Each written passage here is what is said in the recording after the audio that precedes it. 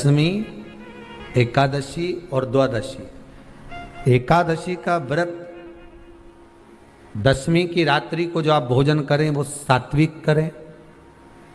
एकादशी के दिन भोजन ना करें, अन्न का भाग ग्रहण ना करें, अन्न का भाग ग्रहण ना करें।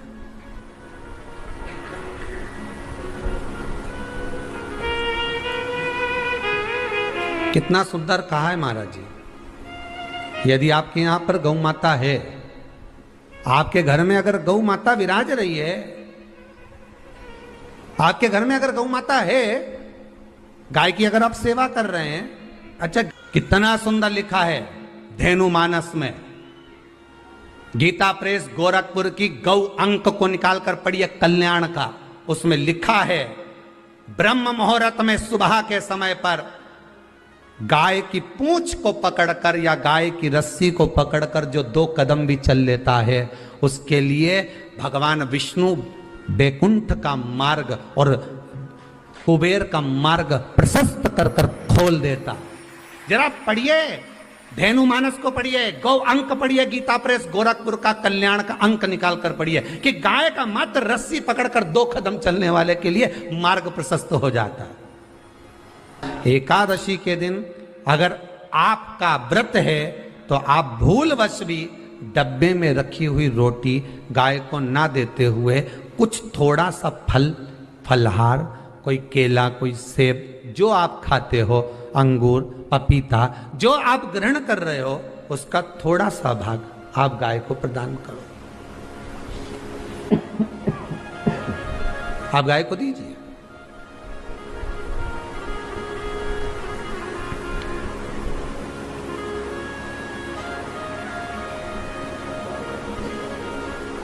थोड़ा सा भाग आप गौ माता को प्रदान करो, थोड़ा सा।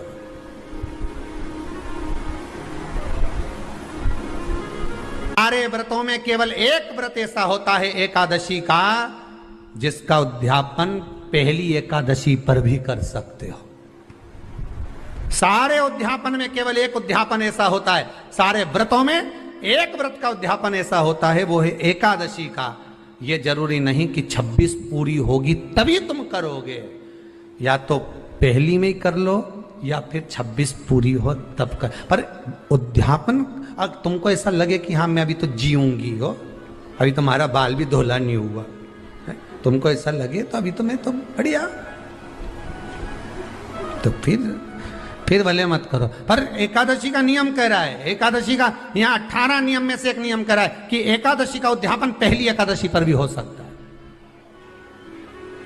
पहली पर भी कर सकते, फिर तुम्हारा मन पड़े तब। क्यों? तो पहली पर करने से क्या फल मिलेगा? तो एकादशी की नियमावली कहती है, अगर मान लो आपने पहली एकादशी पर भी उद्यापन कर लिया, इसके बाद में जितनी एकादशी करोगे वो सारी तुम्हारे खाते में जुड़ती जाएगी। मतलब बैंक में खाता खोल लो, ठीक है, खाता खोल लिया, अब जितना कमाता जाओगा उसमें डालते जाओ, जितनी कमाई करके लाओगे उसमें जमा करते जाओ। एकादशी एक बार उद्यापन पहले में भी हो गया तो बाकी का पुण्य तुम्हारे खाते में आ जाए, उसका पुण्य। एकादशी का उद्यापन बड़े महीने में माघ शुक्ल एकादशी के दिन, माघ का महीना हो, शुक्ल पक्ष की, जम के बोलिए एकादशी हो, प्रयास करना कि आप उद्यापन करें, भले 5, 10, 11, 12 जितनी एकादशी हो जाए, 26 हो जाए तो ज़्यादा अच्छी है, नहीं तो आप करें तो माघ महीने की शुक्ल पक्ष की एकादशी के दिन आप उद्यापन करें, प्रयासरत करें, प्रयासरत। बड़े महीने के अंतर्गत जो उद्यापन, हाँ चतुर्मास के अंतर्गत उद्यापन नहीं होता एकादशी का, बहुत ध्यान दीजिए हमारा। ये जो सावन भादो कुंवर कार्तिक जो 4 महीना होते हैं भगवान के शयन करने के, इसके अंतर्गत एकादशी का उद्यापन नहीं होता, और इसके अंतर्गत उद्यापन करना भी नहीं चाहिए एकादशी हमारा। एकादशी का उद्यापन माघ महीने की शुक्ल पक्ष की एकादशी के दिन आप बहुत प्रेम से आनंद के साथ करिए महाराज। परंतु एकादशी के उद्यापन में सबसे ज्यादा अगर कुछ जरूरी होता है तो 24 तरह का नैवेद्य जरूरी होता है। कितने तरह का? 24 तरह का नैवेद्य। अब आप कहोगे गुरुजी उद्यापन हम कर रहे हैं एकादशी का, तो उसमें तो फलहार का हमें नैवेद्य बनाना चाहिए। तो फिर ये पुराण के अंतर्गत स्कंद पुराण में ये चीज लिखी है कि एकादशी का जब उद्यापन करते हैं तो 24 तरह का नैवेद्य बनाकर सिद्ध करते हैं। 24 तरह का नैवेद्य जान रख लेना, का हलवा बना लो, खीर बना लो, पूड़ी बना लो, सब्जी बना लो, पकोड़ा बना लो, भजिया बना लो, ऐसे 24 तरह का नैवेद्य अलग अलग चाहिए। पर लोग क्या करते हैं, खोपरा पाक बनवा लेते हैं 1-2 किलो और 24 जगह रख देते हैं। स्वीकृत नहीं है। 24 तरह का नैवेद्य रखा जाता है। महाराज एकादशी के दिन भगवान के पूजन का पूरी तैयारी कर कर मंडल आदि बनवाकर विद्वान ब्राह्मण को बुलाकर, कर्मकांडी ब्राह्मण को बुलाकर जो भगवत सेवा में एकादशी का उद्यापन कराए, उन ब्राह्मण के चरणों को नमन कर कर, प्रणाम कर कर एकादशी का पूजन करवाइए और उस मंडल की पूजन कराकर हवन द्वादशी को कराइए। एकादशी को हवन नहीं। एकादशी के उद्यापन का जो हवन होता है वो द्वादशी को।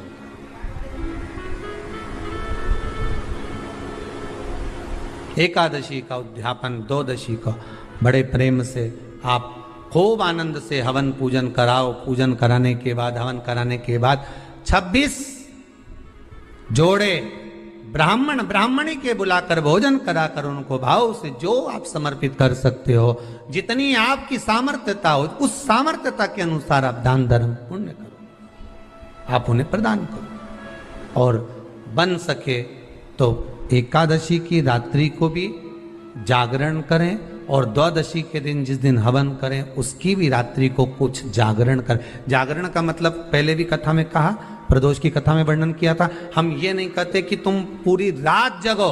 हमारा तो निवेदन है 15 मिनट का करो, आधे घंटे का करो, 20 मिनट का करो, पर रात्रि के समय थोड़ी देर अगर एकादशी का उद्यापन कर रहे हो तो जागरण थोड़ी सी देर अवश्य करें। नहीं कर सकते अकेले बैठकर राम नाम जप लें, भजन कर ले, पर करो। कि नारी के मुख से अगर एक बार निकल जाए कि मेरी जिंदगी तुमसे विवाह कर कर बेकार हो गई, उस समय नारी का साथित्व समाप्त हो जाता है। इसलिए माताओं आपसे निवेदन है, जिंदगी में सारी लड़ाई लड़ना, सब कुछ बोलना, पर अपने पति से यह मत कहना कि तुमसे विवाह कर कर मेरी जिंदगी बेकार हो गई। क्योंकि विवाह तुमने किया है पर भाग्य उसने लिखा है। भाग्य लिखने वाला वो है। और आपसे फिर निवेदन करूंगा, राम मंदिर जाओ, कृष्ण मंदिर जाओ, शिव मंदिर जाओ, भवानी के मंदिर जाओ, तुम्हारे 33 कोटि देवताओं के मंदिर चले जाओ, गणेश जी के मंदिर जाओ, तुम्हारी मर्जी पड़े उस देवता के मंदिर जाना, कोई तुम्हारा भाग्य नहीं बदल सकता। जो तुम्हारी किस्मत में लिखा है वो तुमको भोगना पड़ेगा। तो बदलेगा कौन? तो उसका भी प्रमाण हमारे यहाँ शिव महापुराण कहती है। एक पारो नाम की विधवा स्त्री थी।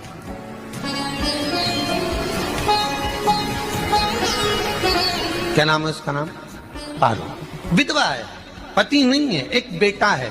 और विधवा स्त्री जो थी वो गर्भ से थी, उसका संतान नहीं हुई थी, पति मर गया था, वो गर्भावस्था में बेटा रह गया और पति चले गए। पारो बड़ी दुखी थी, भगवान का भजन करती बहुत, घर में कुछ भी नहीं था। जो व्यापारी जो धन था उसके पति का वो सब लोग खा गए। जब जैसे व्यक्ति जब तक जीवित है तब तक संसार उसका है, जैसे ही वो गया उसका सारा धन भी उसके साथ चला गया, व्यापार धन। रो पारो आंखों से अश्रु बहता है, नैनों से जल बहता है, नैनों से बिंदु बहता है। और पारो की आंखों से जब आंसू बह रहा है, अश्रु निकल रहा है, जल बह रहा है। बेटे को जन्म दिया, उसने सोचा अपनी जिंदगी तो बेकार हो गई, पर बेटा जन्म लिया तो इसका नाम अच्छा रख दूं तो हो सकता है भाग्य आगे अच्छा हो। तो उसने उसका नाम भाग्य सिंह रख दिया। क्या नाम रखा? भाग्य सिंह। भाग्य अच्छा रहेगा इसका, तो हो सकता है कुछ अच्छा कर ले। पर बेटे की भी किस्मत इतनी प्रबल नहीं थी। माँ जगह जगह बर्तन मांझ कर काम कर कर बच्चे का पालन कर ली। बच्चा थोड़ा बड़ा हुआ। माँ मेरे सारे मित्र सेठ हैं, अब मेरा ही किस्मत, मेरा ही भाग्य ऐसा क्यों है? मेरी ही किस्मत ऐसी क्यों है ऐसा?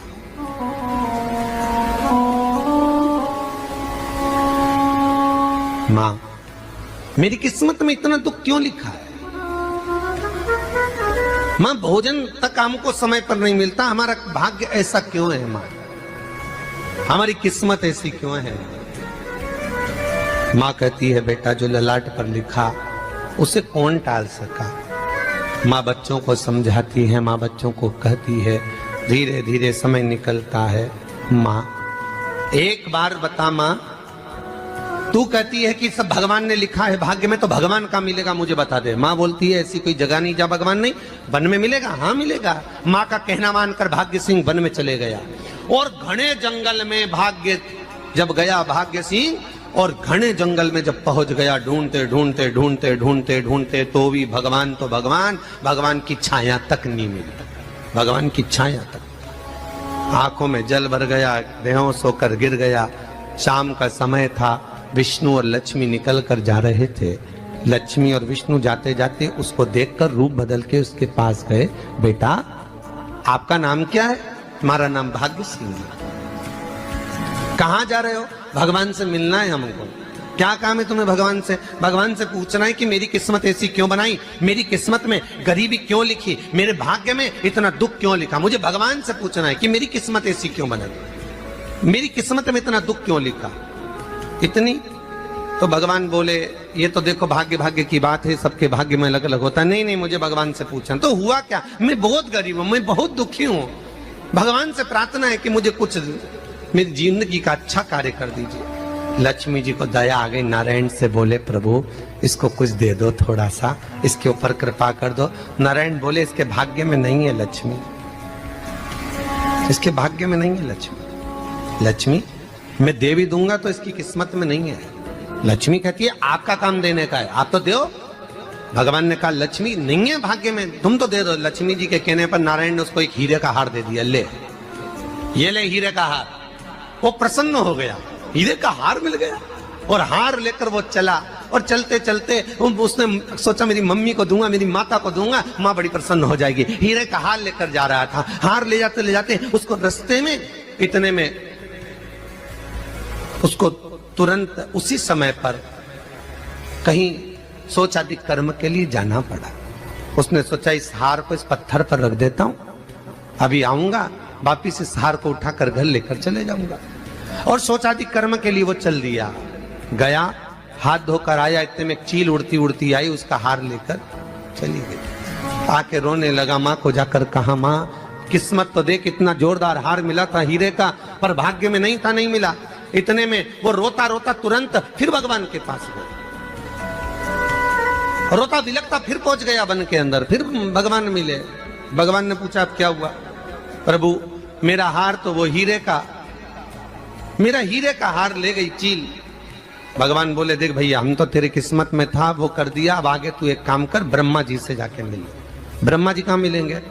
यहां से आगे जा, ब्रह्मा मिल गए। ब्रह्मा के पास गए। ब्रह्मा जी ने कहा क्या हुआ? ब्रह्मा जी मेरे भाग्य में गरीबी लिखी है, कुछ अच्छा कर दीजिए। ब्रह्मा जी कहते हैं तुम्हारा भाग्य में जो लिखा है वो तुम्हें भोगना पड़ेगा। नहीं नहीं आप कृपा करो। लक्ष्मी जी ने नारायण से कहा इसको कुछ कृपा कर दो। तो भगवान ब्रह्मा जी ने कहा चलो इसका भाग्य बदलने के लिए एक हीरे की अंगूठी दे देता हूं। भगवान ने उसको हीरे की अंगूठी दे दी। अब हीरे की अंगूठी दी, फिर वो लेकर चला। इतना खुश था अब मुझे हीरे की अंगूठी मिल गई, अब मुझे हीरे की अंगूठी मिल गई। इतना प्रसन्न होकर जा रहा था, इतने में इसको लग गई प्यास। इसने सोचा पानी पी लूं। पानी पीने के लिए इसने मुंह को करा नीचे, जेब में रखी थी अंगूठी, वो पानी में लुढ़क गई। लुढ़कते से एक मछली निगल गई, अंगूठी भी हाथ से। देखिए, कोई कितना भी साथ दे दे, पर भाग्य में अगर सुख लिखा होगा तो वो अपने आप मिलेगा नहीं। फिर आया, फिर मां से कहा मां ऐसा हो। मां ने कहा चल जाने दे, तू रोज रोज बहाना बना के चले जाता है, दिन भर इधर उधर घूमता रहता है, शाम को आता है और बहाने बना के कहां की स्टोरी सुनाता रहता है, ना जाने कहां की कहानियां सुनाता रहता है। चल काम पे जा, कुछ काम कर तो भाग्य बदलेगा। नहीं नहीं मां, मैं सत्य बोल रहा हूं, नहीं माना। फिर चले गया। नारायण ने कहा एक काम करो, अब तुम शंकर जी के पास जाओ। शिव जी के पास गए। भोलेनाथ जी ने उसको हीरे की पोटली दे दी। वो हीरे की पोटली ले जाकर अब की बार सोचा कहीं रुकूंगा ही नहीं, सीधे घर गया। मम्मी को याद करा, माँ नहीं थी। उसने एक लोटे के अंदर हीरे रख दिए। मैं माता को ढूंढ के आता हूँ। माँ को ढूंढने गए, इसमें चोर घुस गए घर के अंदर, लोटा ही ले गए हीरे का। फिर आके देखा, फिर माँ ने कहा, फिर बहाने बनाया तूने, फिर स्टोरी सुने, फिर कहानी सुने। माँ मैं सत्य कह रहा हूं, सत्य कह रहा हूं। आखिरी में हार गया। फिर भगवान विष्णु और ब्रह्मा ने एक ही बात कही, तू शंकर के मंदिर की चौखट पर जा। वहां क्या करना पड़ेगा मुझे? कुछ मत करना, केवल उसकी चौखट पर जाकर उसका दीदार करना, उसका दर्शन करना। उससे क्या होगा? भगवान विष्णु और ब्रह्मा कहते हैं 33 कोटि देवताओं के पास जाएगा तो कुछ नहीं होने वाला, पर शंकर के दरवाजे पर भाग्य देवी रोज प्रतिदिन झाड़ू लगाती है। कौन झाड़ू लगाती है? भाग्य देवी। आपसे निवेदन है, बहुत सुंदर कथा है, इससे समझना कि विष्णु ब्रह्मा राम कृष्ण आदि 33 कोटि देवताओं के पास तुम चले जाओ, कोई तुम्हारा भाग्य नहीं बदल सकता। हाँ, अगर भाग्य देवी का तुम स्मरण करो, किसी मंदिर में जाना तो ये भगवान से कहना भगवान लक्ष्मी दो, भगवान से लक्ष्मी मत मांगना, भगवान से कहना मेरा भाग्य ऐसा कर दो, या भाग्य देवी की कृपा मुझ पर बरसा दो जिससे मेरा भाग्य बदल जाए, कुछ अच्छा हो जाए मेरी जिंदगी में। तो जाके शंकर के मंदिर के बाहर खड़े हो, भाग्य देवी मां झाड़ू लगाती है, भाग्य देवी उनकी चौखट पर बैठी रहती है। तू जा, उससे क्या होगा? बस देवता तो तेरी जिंदगी बदलने के लिए कब से इंतजार कर रहे हैं, पर तेरा भाग्य नहीं बदल पा रहा। तेरा भाग्य बदलेगी तो भाग्य देवी ही बदलेगी। गया, शिव मंदिर के दरवाजे पर जाकर खड़ा हो जाता, भीड़ होती तो दरवाजे से दर्शन कर लेता, बाबा से नयन मिलाता, रोज प्रतिदिन जाता। एक दिन शंकर जी ने भाग्य देवी से कहा, देवी इसका भाग्य बदल दो। देवी कहती है, भोलेनाथ इसकी किस्मत में ब्रह्मा जी ने यही लिखा है दुख, इसकी किस्मत में ठोकरें खाना ही लिखा है।